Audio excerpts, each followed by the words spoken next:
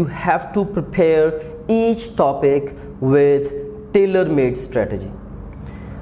So मैंने आपको जैसे पहले जिक्र किया है कि आपके पास टाइम लिमिटेड है, आपकी एफर्ट्स लिमिटेड हैं, सिलेबस बहुत लेंथी है, इम्तिहान मुश्किल है. Best way to fail in NMD CAT is to read your book from cover to cover.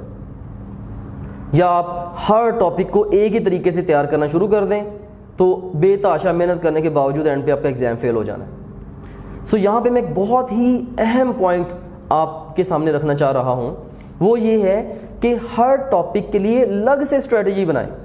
ये कैसे आप बनाएंगे, आप कैसे डिटरमिन करेंगे कि किस टॉपिक पे मैंने कितना टाइम इन्वेस्ट करना है. देखिए, जो टॉपिक्स आपने पढ़े और आपको आते हैं, मे बी आप उनको टाइम कैप लगाएंगे जी इस टॉपिक के ऊपर तो मैंने जस्ट 5 या 10 मिनट देने जैसे. और कुछ टॉपिक्स ऐसे भी होंगे कि जो कि आपको नहीं आते, तो आपको पहले से डिसाइड, यार ये जो टॉपिक है इसके ऊपर तो मुझे कोई 1 या 1.5 घंटा लगाना पड़ेगा, अदरवाइज यहाँ से मेरे क्वेश्चंस अटेम्प्ट नहीं होने. सो ये आप कैसे डिटरमिन करेंगे मोर साइंटिफिकली इन अ मोर सिस्टमेटिक वे कि किस टॉपिक पे मैंने कितना टाइम इन्वेस्ट करना है. सो इसके लिए मैंने एक बड़ी एक हैंडी मेथडोलॉजी डेवलप की है.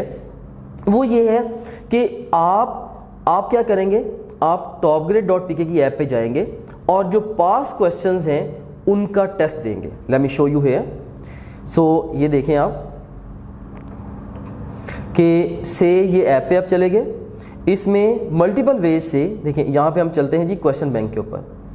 सो we go to the question bank. से किसी भी टॉपिक को मैं चूज़ कर लेता हूँ, मे बी मैं फिजिक्स को चूज़ कर लेता हूँ. इसमें प्रैक्टिस क्वेश्चंस पे चला गया, प्रैक्टिस क्वेश्चंस में मैं पास क्वेश्चंस पे चला गया और ये देखें कि इसमें मल्टीपल पास क्वेश्चंस आ रहे हैं. तो इसमें ECAT के भी हैं, इवन जो NMD CAT के पास क्वेश्चंस हैं, राइट, टेप्स वाले या उनके सैम्पल पेपर्स वाले क्वेश्चंस भी हैं, या नम्स के क्वेश्चंस भी हैं जो कि फेडरल की बुक्स में से होते हैं मोस्टली, एंड सो ऑन. सो ये सारे के सारे पास क्वेश्चंस हैं. सो किसी भी टॉपिक को मैंने प्रिपेयर करना है तो इसमें मैं कहाँ पे जाऊँगा, से मैं जाता हूँ वर्क एंड एनर्जी पे, राइट, और इसमें से मे बी मैं work done by constant force पे जाता हूँ. सो मैं ये देखना चाह रहा हूँ कि ये टॉपिक मेरी तैयारी ऑलरेडी कैसी है. मैं यहाँ से मे बी 25 MCQs का एक टेस्ट क्रिएट करता हूँ जो पास क्वेश्चंस में से. सो ये टेस्ट मैं क्रिएट करूँगा, इस टेस्ट को मैं अटैम्प्ट करूँगा. ये स्टेटमेंट है, आपके पास ऑप्शंस हैं, आप ऑप्शन चूज़ करेंगे, गलत हो गया तो उसकी एक्सप्लेनेशन देखेंगे, फिर आप नेक्स्ट क्वेश्चन पे जाएंगे. इस तरह से आप पूरे का पूरा टेस्ट अटैम्प्ट करेंगे और जब आप इसको फिनिश करेंगे आपके सामने आपका स्कोर आ जाएगा, राइट. सो ये जो स्कोर आपका, जैसे मैंने जस्ट एक क्वेश्चन अटैम्प्ट किया है वो भी सही नहीं हुआ तो 0% आ गया.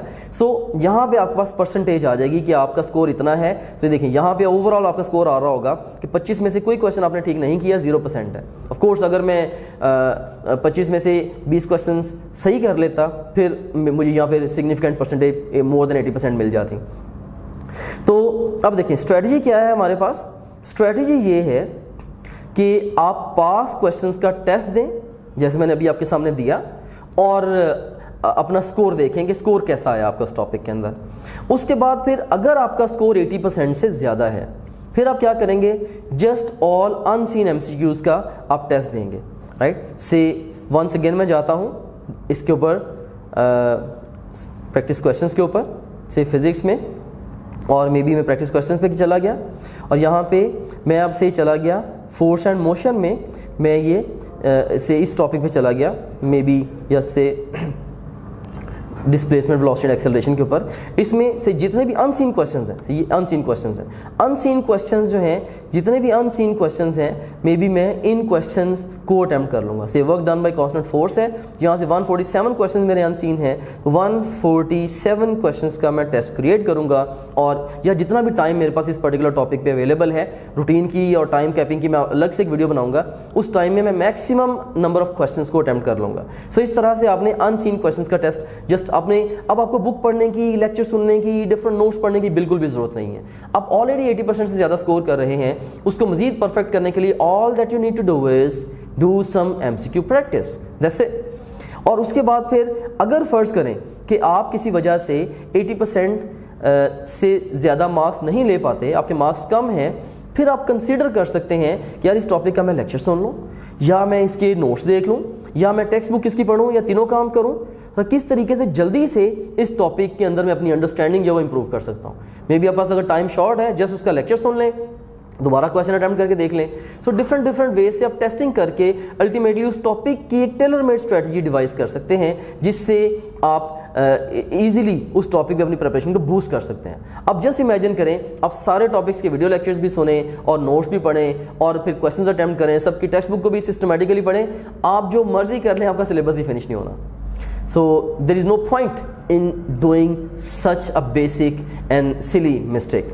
So मैं एंट्री टेस्ट के स्टूडेंट्स को खास तौर पे कहा करता हूँ कि क्या पढ़ना है ये इम्पॉर्टेंट है और क्या नहीं पढ़ना ये उससे भी ज़्यादा इम्पॉर्टेंट है, राइट। सो इस वक्त आप सब लोगों का ना एक बड़ा कॉमन क्वेश्चन एक ही है, हर बच्चे का यही एक ही क्वेश्चन है जी, करना क्या है, राइट। सो मैंने उसका डिफरेंट इन टिप्स के थ्रू आपको बड़ा क्लियरली डिफाइन करके दे दिया है कि आपने किस तरह से स्केड्यूल बनाना है, किस तरह से टॉपिक्स को प्रायोरिटाइज करना है, कौन से रिसोर्सेज आपने यूज़ करने हैं और एक एक टॉपिक को आपने किस तरह से टाइम कैप लगा के आपने हाथ डालना है। सो अल्टीमेटली आपने कम से कम टाइम में अपनी एनर्जीज को कंजर्व करते हुए ज़्यादा से ज़्यादा तैयारी करनी है। देखिए, एग्जाम से पहले किसी भी स्टूडेंट का कमाल इस बात के अंदर है कि हाउ वेल ही और she anticipates the problems which he is going to face on the exam and prepare for those problems, right. एक दफ़ा अगर आप एग्जाम में जाके बैठ गए हैं, अब आपका कमाल इस बात के अंदर है कि जैसे भी आपकी तैयारी है,